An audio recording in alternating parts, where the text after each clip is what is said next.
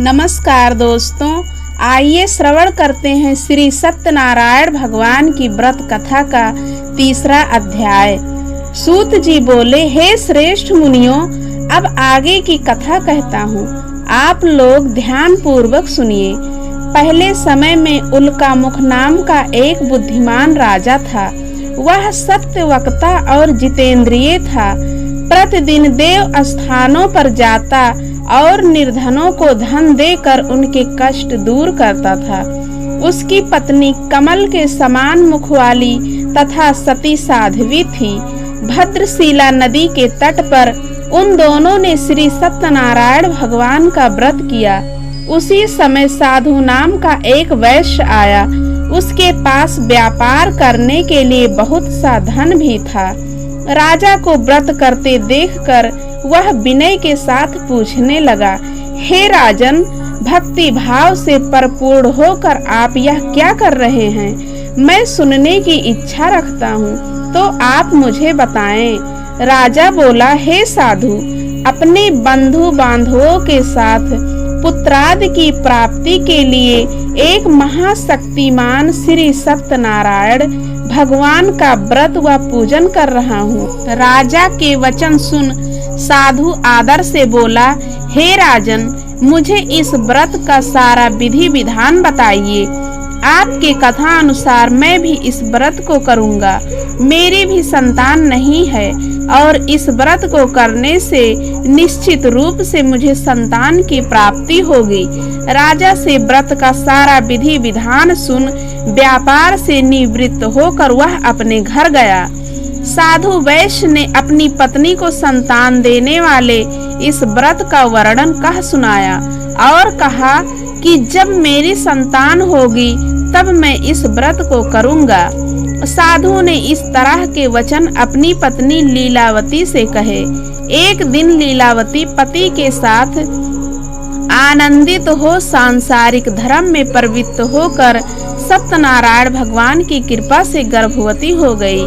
10वें महीने में उसके गर्भ से एक सुंदर कन्या ने जन्म लिया। दिनों दिन वह ऐसे बढ़ने लगी जैसे कि शुक्ल पक्ष का चंद्रमा बढ़ता है। माता पिता ने खुश होकर अपनी कन्या का नाम कलावती रखा। एक दिन लीलावती ने मीठे शब्दों में अपने पति को याद दिलाया कि आपने सत्यनारायण भगवान को जिस व्रत को करने का संकल्प किया था उसे करने का समय आ गया है। आप इस व्रत को करिए। साधु बोला कि हे प्रिय, इस व्रत को मैं उसके विवाह पर करूँगा। इस प्रकार अपनी पत्नी को आश्वासन देकर वह नगर को चला गया।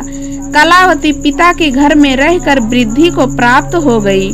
साधु ने एक बार नगर में अपनी कन्या को सखियों के साथ देखा तो तुरंत ही दूत को बुलाया और कहा कि मेरी कन्या के योग्य वर देख कर आओ। साधु की बात सुनकर दूत कंचन नगर में पहुंचा और वहां देखभाल कर लड़की के सुयोग्य वाड़िक पुत्र को ले आया।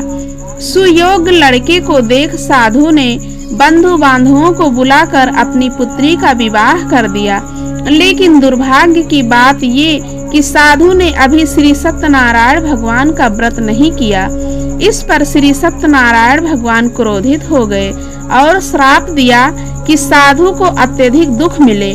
अपने कार्य में कुशल साधु बनिया जमाई को लेकर समुद्र के पास स्थित होकर रत्नासारपुर नगर में गया।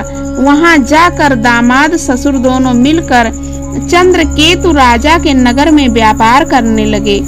एक दिन भगवान श्री सत्यनारायण की माया से एक चोर राजा का धन चुराकर भाग रहा था।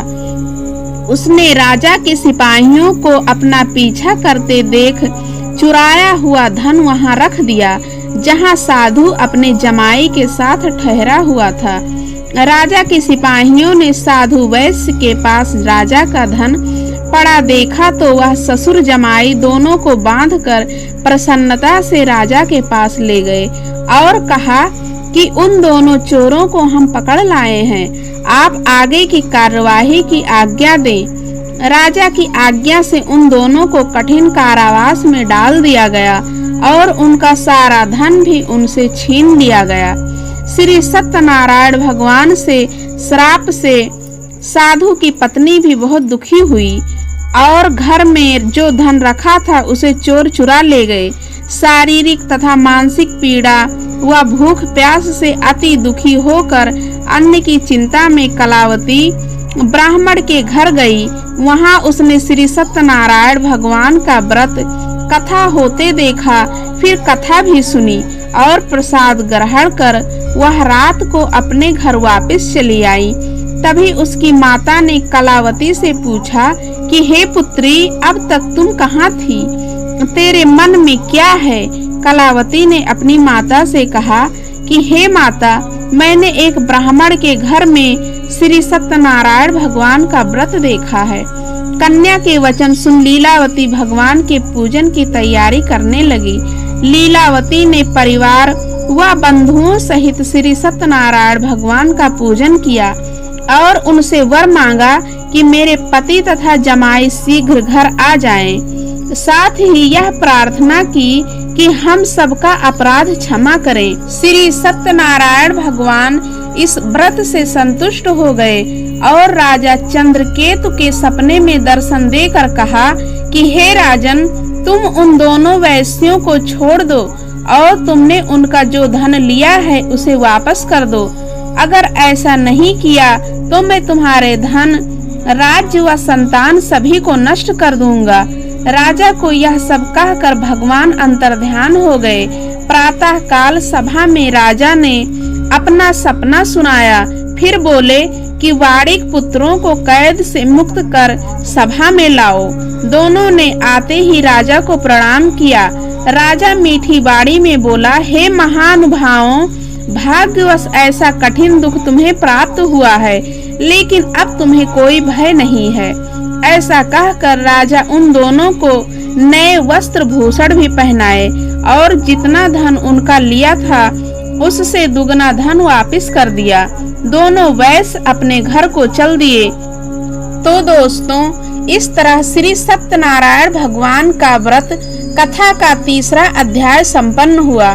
चौथा अध्याय सुनने के लिए आप हमारे YouTube चैनल भक्ति सागर को जरूर सब्सक्राइब करें ताकि हमारे हर वीडियो का नोटिफिकेशन आप सभी प्यारे भक्त जनों के पास पहुंच सके।